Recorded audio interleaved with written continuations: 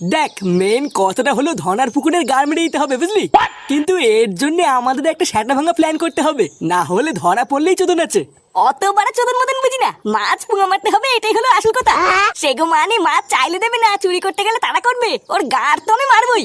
তবে তুমি যাই বলো না কেন পল্টুদা, মাছগুলো সাইজ কিন্তু সেরা।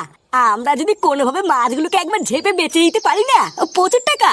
আরে ওই জন্যই তো চুরিটা করব, মাছগুলো বেচে দিয়ে যা টাকা হবে 4 ভাগ করে নেবো।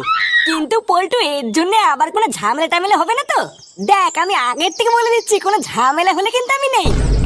সে গো, ঝামেলার ভিতরে নেই, কিন্তু টাকা ভাগ করে নেওয়ার বেলায় আছে। তোকে লেওড়া এই জন্য আমি বারবার বলেছিলাম এইসব বালছালকে ডাকিস না, পরে দুম করে একটা বিপদে পড়লে দেখবি চোদনা ঠিক সাইডে কেটে পড়েছে।